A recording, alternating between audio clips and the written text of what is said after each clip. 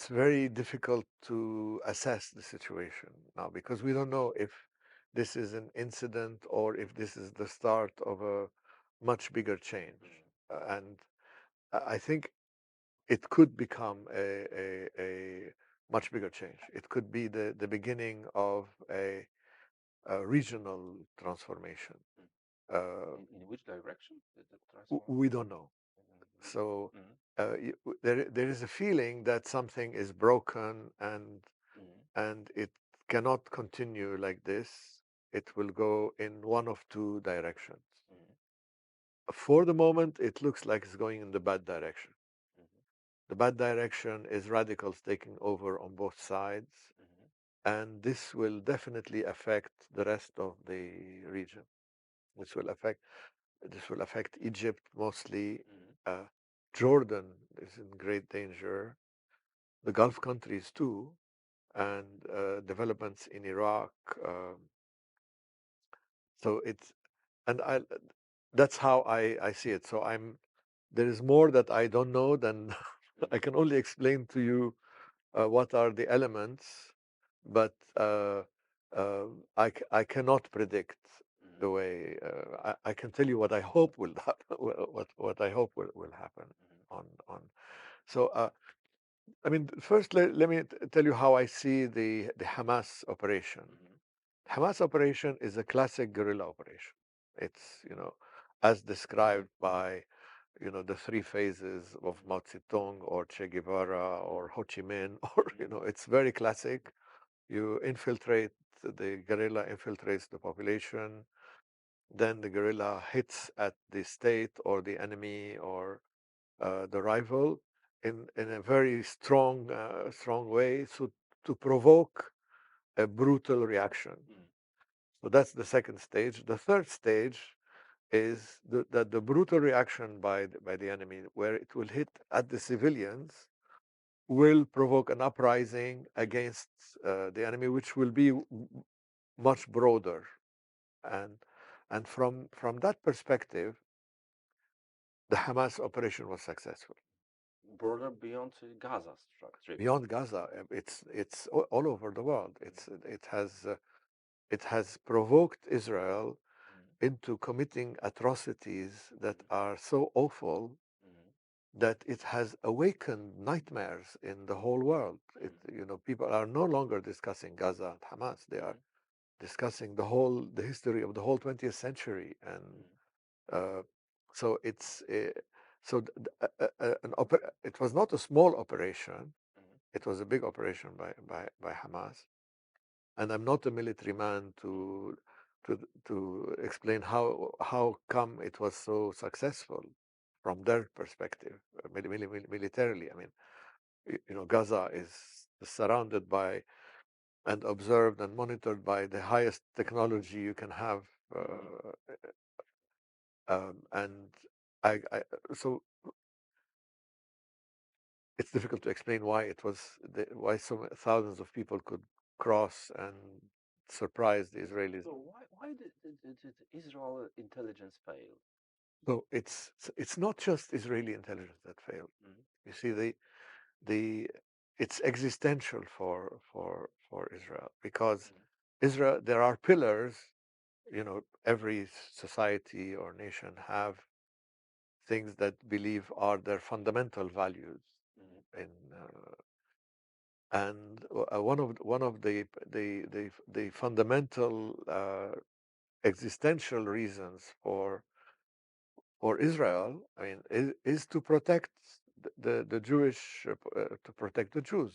Mhm. That the Jews need a state to protect them because of anti-Semitism, because of pogroms, because of so it's a place where Jews can be safe Mhm. and can be protected by by uh, by their own state. Mhm. So the failure is a huge blow.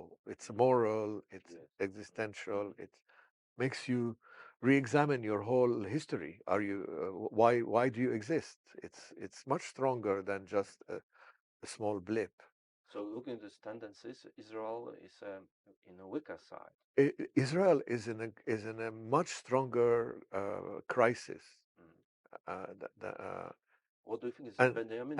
the second, you see, and the second assumption, which the Israelis and the Israeli army uh, strongly feel, Mhm, is that they are a moral army, that they abide by international law, that mhm, they, you see, uh, the the the morality of their actions is important for them, and it's part of their doctrine.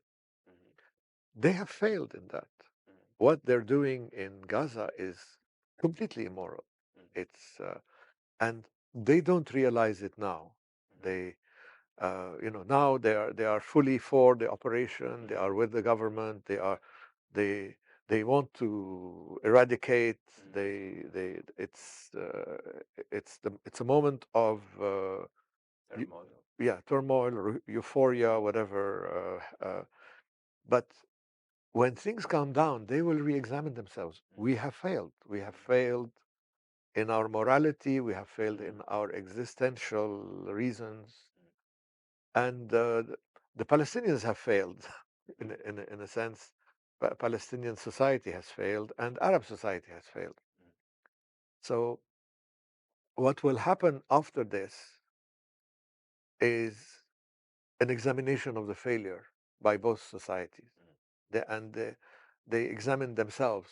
You reevaluate your institutions, your values, your everything.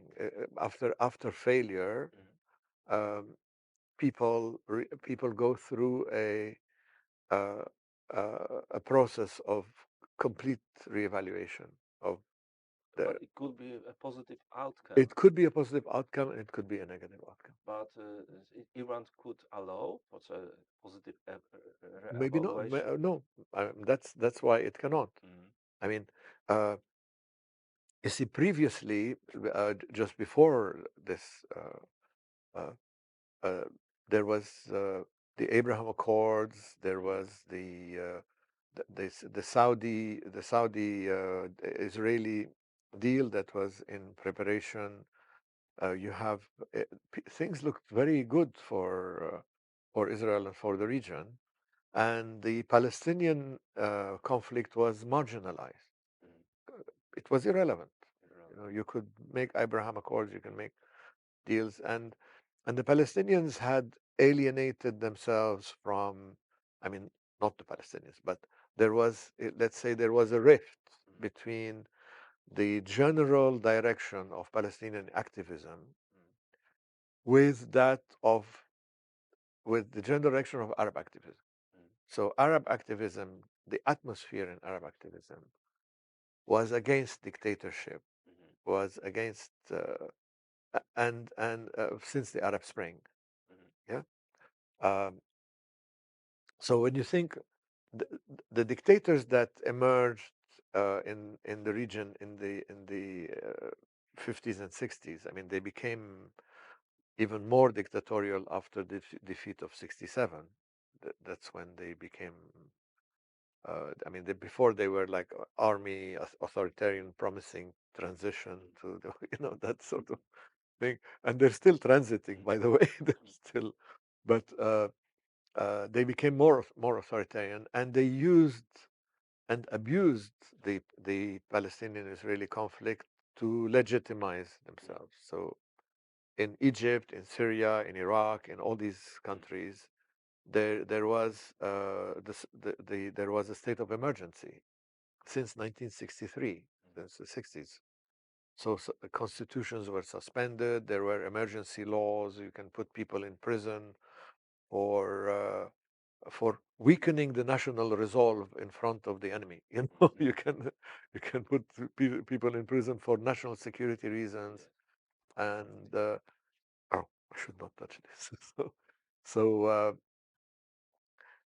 this was the state of the Arab world in just before the Arab Spring, and these dictators were stronger. They were being accepted by the West, even, Mm, uh, and um, if you read the reports of the World Bank and the IMF and the OECD and all that, just before, uh, in say 2009, 2010, Gaddafi was doing very well, and Assad was the prime example of reform and liberalism, and Egypt had the highest FDI ratio and was liberalizing, and you know, um, whereas the population was ready to erupt and overthrow them.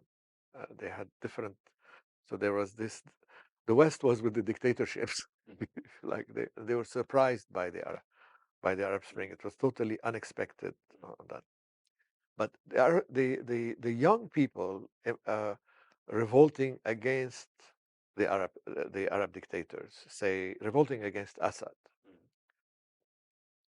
Assad's main instrument to to crush a revolt is to accuse people of being Zionist agent and imperialist, paid by the imperialists, and that sort of. So they used the Arab-Israeli conflict as an instrument of suppression. So the revolt against it was also against the Arab-Israeli conflict.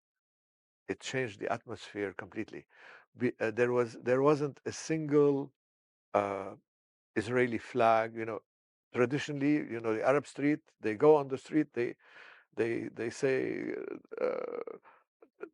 they call for the long life of the dictator, and they burn an American flag and an Israeli flag. These are orchestrated, Soviet style. These are orchestrated. The trade unions, the teachers, they take them in the streets. The government gives them the placards, and they give them the matches to burn the flags. When it was a genuine eruption, they did not do that. They were revolting against the whole system of ideas. Whereas the Palestinians were in a completely different mindset. They were they There was support for Assad and support for Saddam and Gaddafi, and these were part of the resistance. So there was this uh, change of this dissonance in people of the same generation, of the, even leftists. It was not even ideological. Leftists who were pro-Palestinian were different from leftists who were pro-Arab Spring. So it's not left and right. It's not. So that's before Gaza. Before Gaza, the Palestinian issue was very marginal, and the region was moving towards peace, towards more liberalization, towards I mean, maybe in effect it wasn't succeeding, but this was the aspiration of. They were not training to become suicide bombers or to war or for war. They had a completely different aspiration, and some of especially the royal families in the Gulf, sensed that and were in tune with the new aspiration, even though they are authoritarian. But they have uh, they ride the same wave as the young people in their population. That so there was support for what they were doing with the rapprochement. But the Arab Spring Failed. failed because in the Yes, case of Egypt, Sisi of course, of course. is more No, brutal, possibly, in my absolutely. opinion, than No. his predecessor. In the case of Egypt, Sisi is far worse than any regime that came in Egypt before. I mean, it's very clear, especially not the Mubarak regime. The Mubarak regime was very weak, uh, and Mubarak had himself withdrawn from politics almost. I'm not describing what happened. I'm describing the general intellectual atmosphere, or the atmosphere of what they aspire for, rather than what they realized. The reality, Hard reality is it's completely is different. completely different. But looking from this external, globally, it's a competition between China and the United States. Yeah. How do you, in your opinion, perceive a U.S. role in the Middle East? Is this because Abraham? You mentioned Yeah, about Abraham it's an American Accords. broker. How it was achieved? Because it was a big deals Yeah, between Israel and some Gulf and the Emirates and this is Bahrain. yes, of course. And what's compared to Russia, to China? What is the U.S. role? Yeah, Is diminishing or is the same? It's so stronghold or it's so this is the main question. mm, So imagine yourself waking up in the morning when the Gaza war is over. mm, Th- This is the best case scenario that the Gaza war will be over, that it's not a regional thing. Yeah. mm, And you are evaluating what happened. How did we get here? Do you say it was a mistake to do peace with Israel, that peace with Israel is impossible? These are. Israel is the enemy. It kills civilians. It has no consideration for Arab life.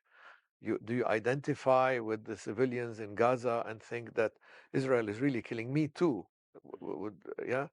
And do you then join resistance to say, to overthrow your regimes mm, also and transform the region into a war path to fight this Zionism, imperialism, and all these isms you can, mm, so you'll be turning the clock back to the 1970s, uh, uh, pre-peace talks, mm, and resistance and revolution and all that, where Palestine is the central issue and uh, mm.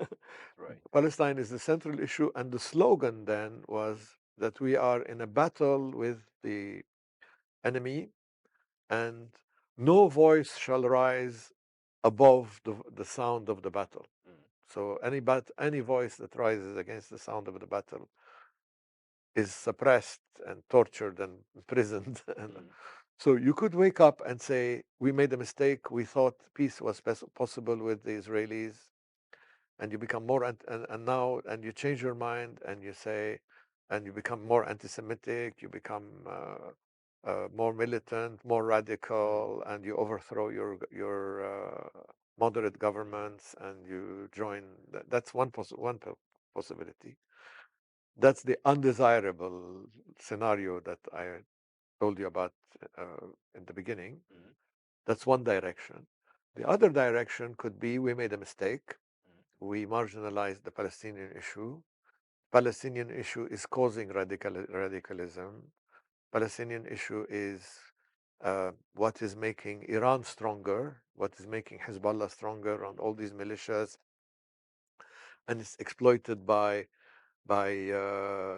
Russia and China mm, and all these and to weaken the United States also. And so if you think like that and you think that now the way forward is to resolve the Palestinian issue, make justice, make peace, mm, peace to uh, uh, if you want to fight Hamas and Hezbollah and the Iraqi militias and the Houthis and all that, peace for them is like garlic to vampires. It's any if you have a you know mm, mm, in horror mm, movies you mm. bring garlic and a cross against Yeah. the vampire. In our scenario, you show a white dove and they Mm, will mm, this is their they will try and spoil it. mm, So the region could go into uh, uh, anti-American, mm, anti-Israeli, radical mm, with complete change, or it could go into peace. Into these are the two directions, mm, depending on how people evaluate what happened. mm, And it's very difficult to predict mm, because uh, uh, at the moment you can see the radicalization mm, happening. People who are totally opposed to Hamas mm, and are horrified by what Israel is doing. It's Israel is uh, shooting itself. It's because think of it this way: Hamas's objective is to provoke Israel into doing atrocities. So the success of Hamas's objectives is measured by the atrocity of Israel. So the more Israel kills people and babies and destroys cities, the more Hamas and the resistance bloc are happy because uh, I don't know if happy, but the more they think it is part of their success. There is no way they could not have predicted this. This was intentional to provoke a reaction that would go against civilians to for the to change public opinion against Israel. And for now, it is successful. And the dissonance is just very strange. I mean, this morning, uh, I was watching the BBC at the hotel, and they were talking about the post-traumatic stress of the Israelis and how they are bringing psychologists from England and other places to help them with therapy after October 7. Yeah. There was no mention of what's happening in Gaza. Gaza, completely Yeah, non-existent. so the BBC, in a way, has been also defeated by it has lost its value. I mean, the West has lost its values by supporting this. Uh, and so all these ideas will come together and determine where we're going later. I mean, we have seen a very clear division between the region and the West in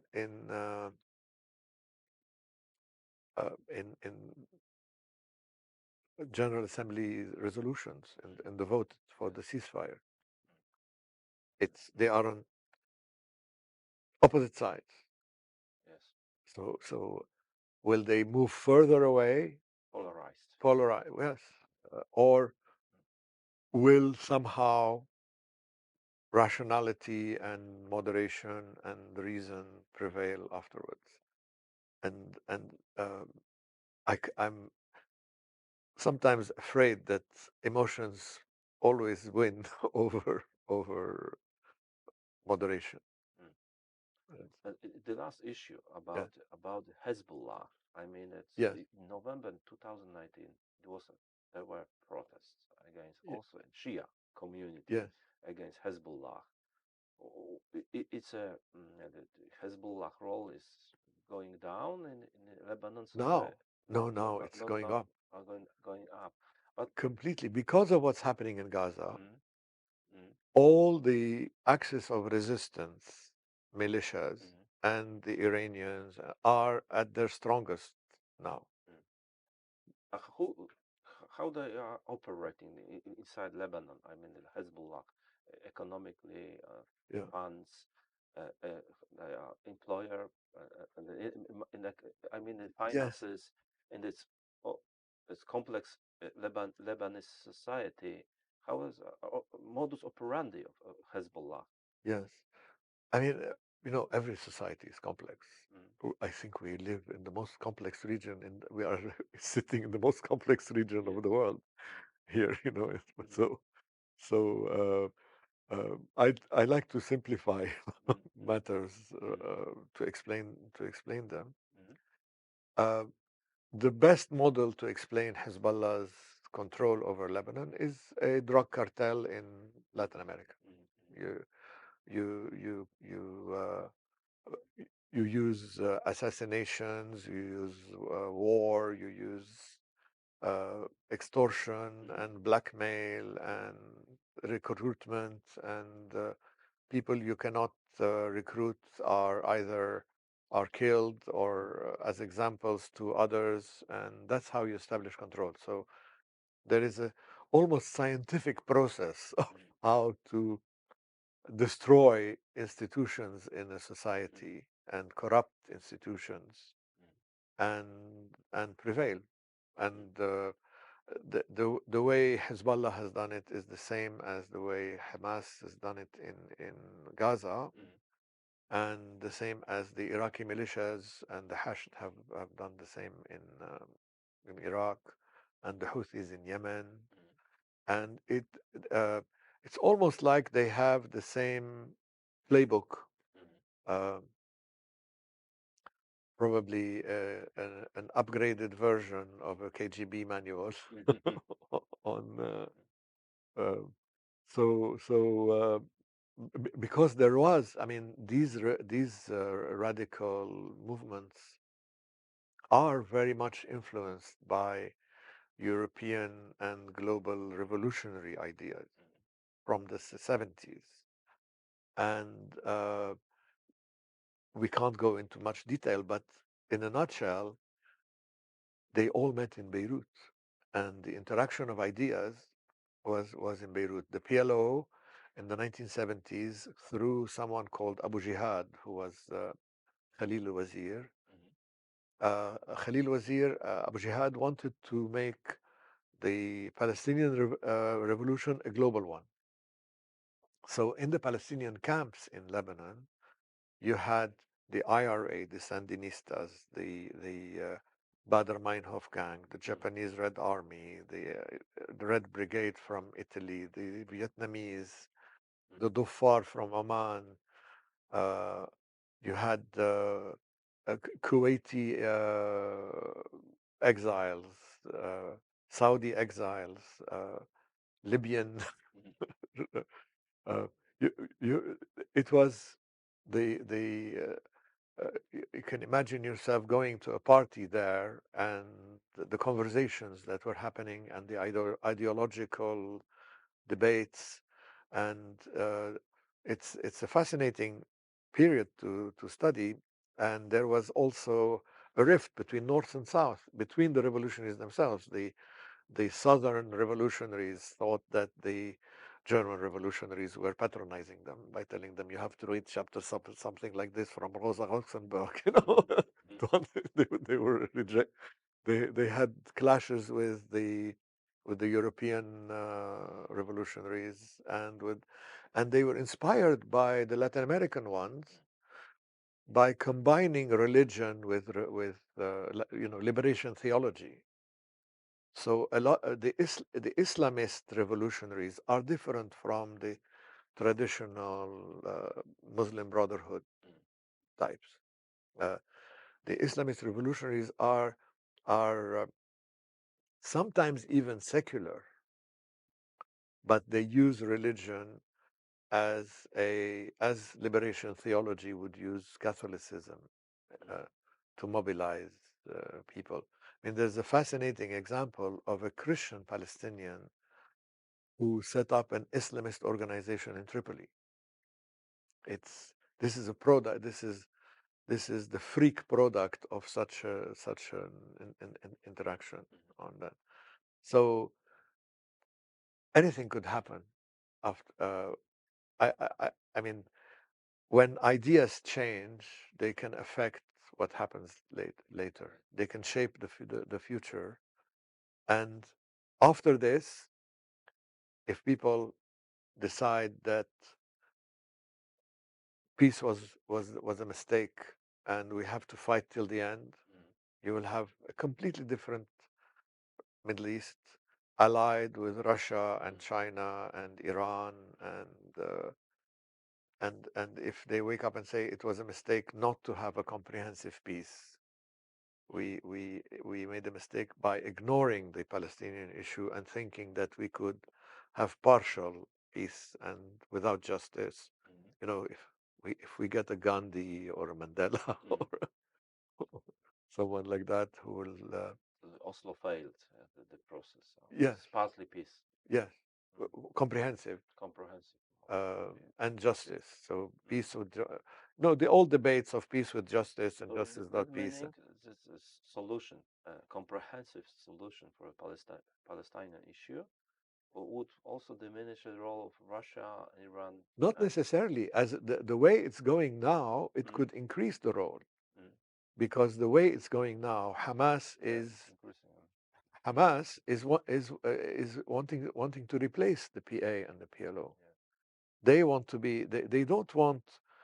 Uh, uh, they would accept peace if it's peace with them, and if it's brokered by Iran.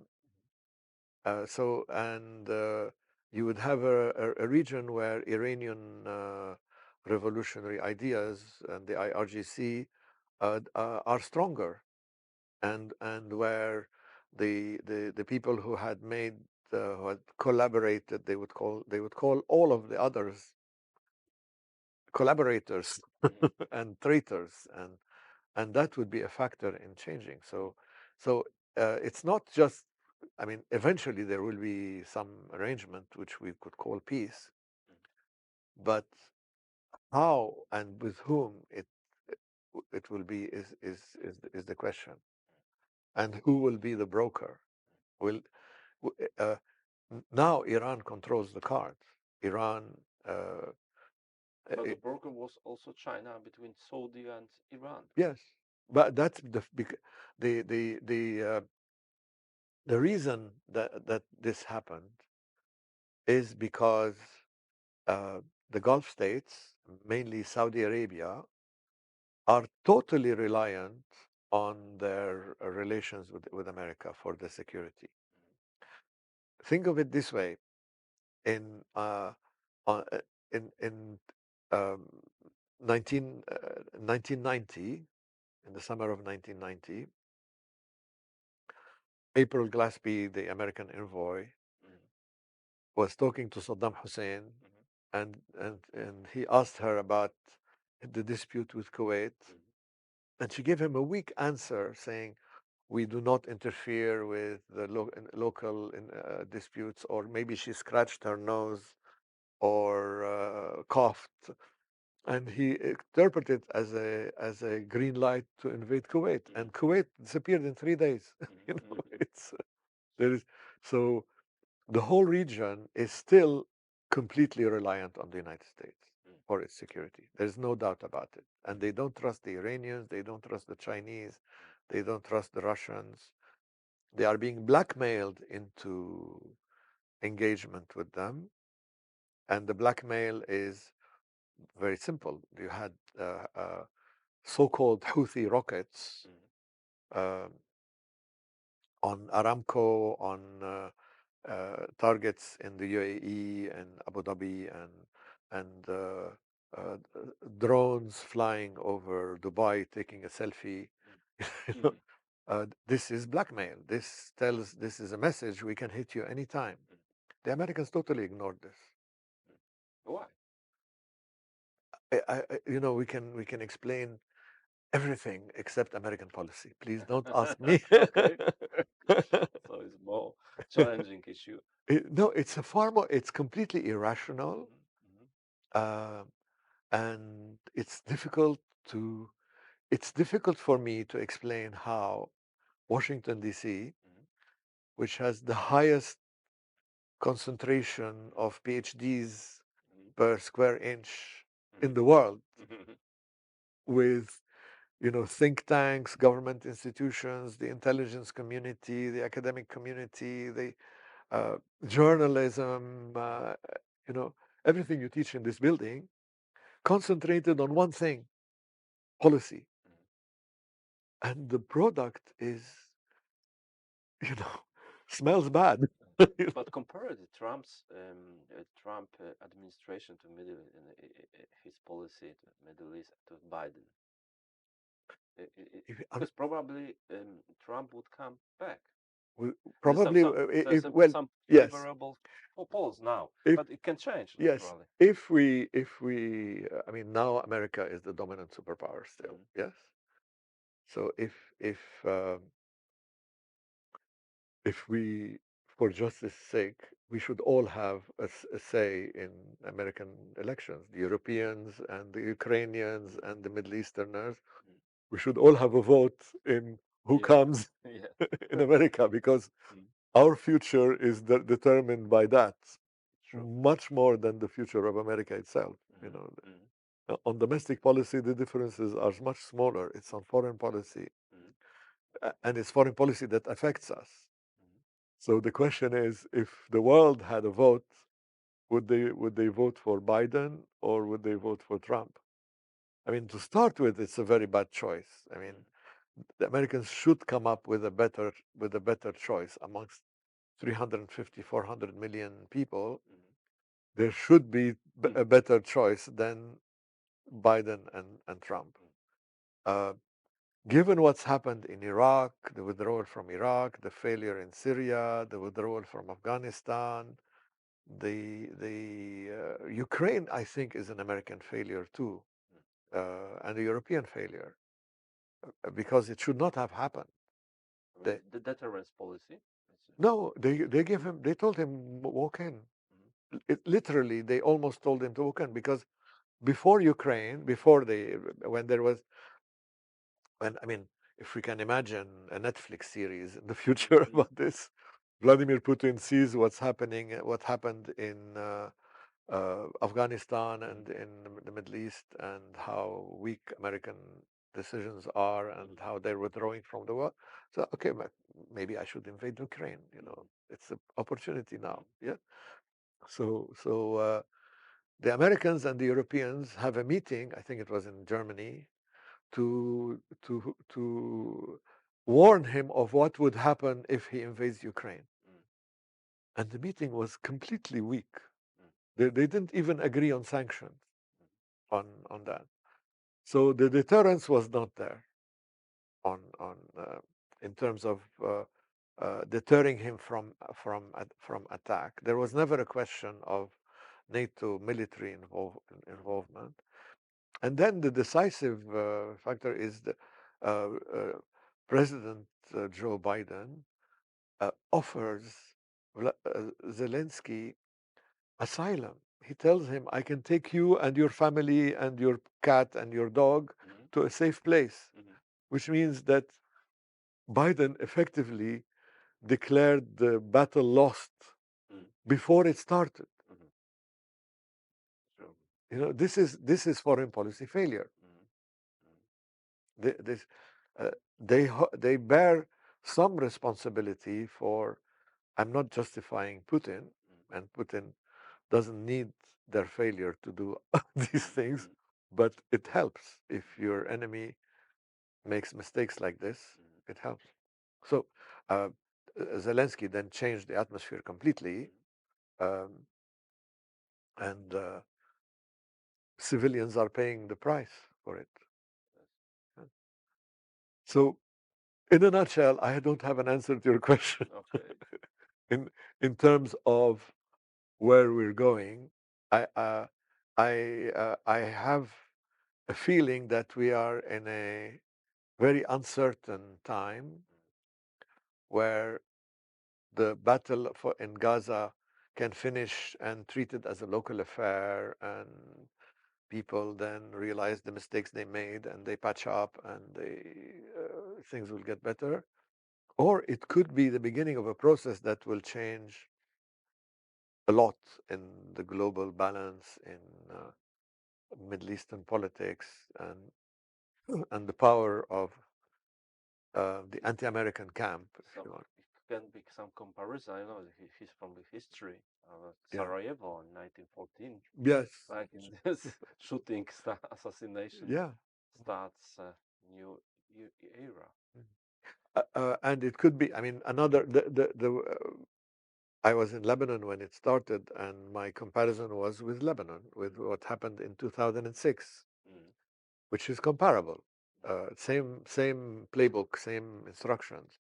Hezbollah crossed the border, killed 8 Israeli soldiers, kidnapped 2, came back, and started throwing katyushas at Israel.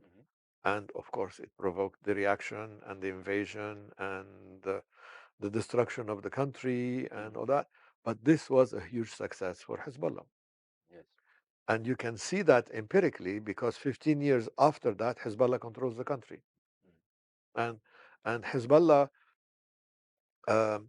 completely shut down their opponents in Lebanon, who were saying that now the Israelis have withdrawn from the country, Syria has withdrawn, you have to disarm, there is no more need for, we have the UN and the EU and the United States and all helping us. We're drawing the border with the help of a former warden of my college and the blue line, and there is a small unresolved matter which can be resolved, the Shaba farms, and so Hezbollah was in a very weak position.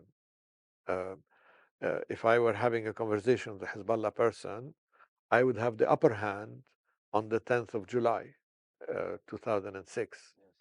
On the 13th of July 2006, I would be very weak because uh, Israel invaded. The Americans stood by Israel. They did not protect us. The Europeans went silent, and they were all opposed to a ceasefire because Israel was destroying the country, and the people who we thought would protect us were opposed to a ceasefire, exactly like Gaza now. So they lost complete credibility. So Hezbollah on the 14th of July could tell me, okay, so let's talk again. Who did you say is going to protect you? And why do you not need our arms anymore and the resistance? So it was a complete moral victory for Hezbollah, as it is a moral victory for Hamas now, political and moral victory.